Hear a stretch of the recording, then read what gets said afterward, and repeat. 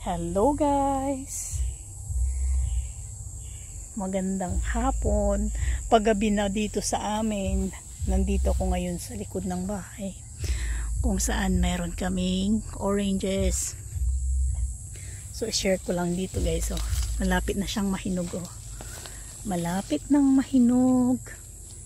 I think per kilo nito nasa $4 a kilo pag bibilin mo siya sa shop. So tignan nyo guys, so may mga nakatago. Nakatago man siya. Tapos ito din, oh, may nakatago. Oh my gosh, ito pa guys, oh, nahulog na, nahinog na.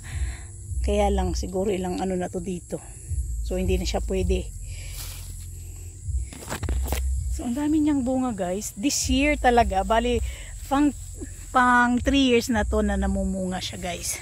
Tingnan niyo yung bunga niya, oh. Hindi naman siya totally talagang as in maraming eh. Pero okay na rin po to sa amin. So, tingnan niyo, oh. So ang kwento nito guys, ito regalo ko to sa asawa ko 6 years ago. Pumunta kami sa nursery. Instead na bilhin ko siya ng mga material na bagay, ito ang binili ko sa kanya.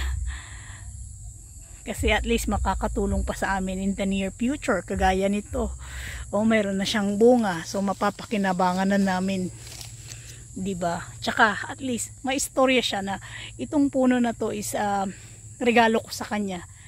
Maaalala niya na every time na mamumunga to, maaalala niya na regalo ko sa kanya to, diba? Oh, simple lang siya. I think binili ko lang to nung binili ko to, malit pa lang siya, nasa $17. Pero ngayon, oh, tignan nyo, after 6 years, oh, bali pang 3 years na niya na ngayon na mumunga, diba? Napakinabangan na namin. So ang galing, very practical. May mga bunga siya guys sa ilalim, nakatago.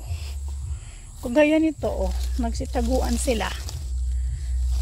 Yun, nakatago-tago sila, oh. Ang problema lang sa mga ganito guys, may mga sila, yung mga hindi talaga yung kagaya sa shop na wala talagang mga scars. Ito may mga scars siya, oh. Pero okay lang kasi naman yan, pang sarili lang naman namin, hindi naman ibibenta.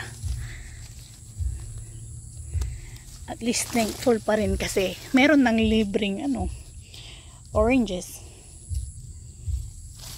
Tsaka to, yung fresh from the tree.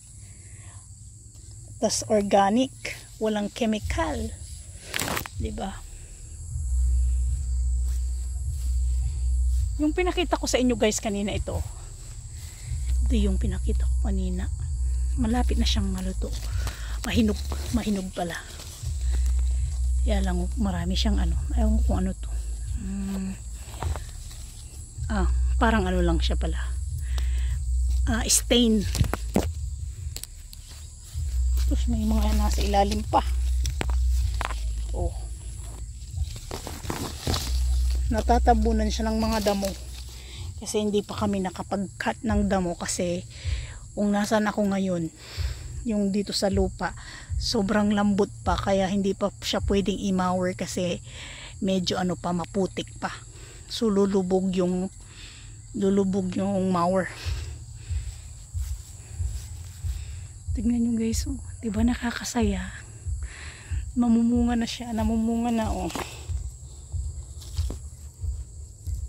Siguro mga 1 month pa bago mahinog to, totaling mahinog. Di naman siya totally ganun kalaki, siguro mga 5 feet o 5.5, ay 5, yeah, 5 o mga 5 feet, o tama, 5 feet o mga 5 feet nga.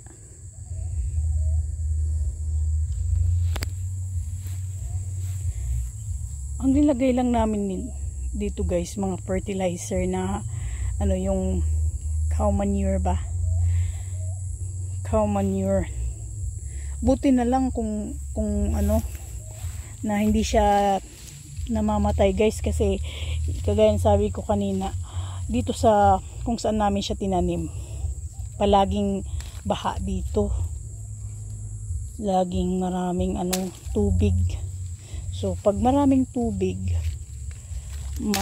mamamatay siya. Kaya lang sa ngayon okay pa naman, kaya hopefully maging okay siya forever. O tingnan nyo.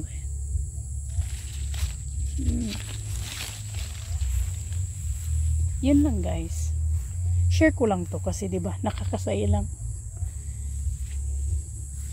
Pag masaya ka, i-share mo. So ito yung kasiyahan ko guys, kaya share ko sa inyo. Thanks for watching.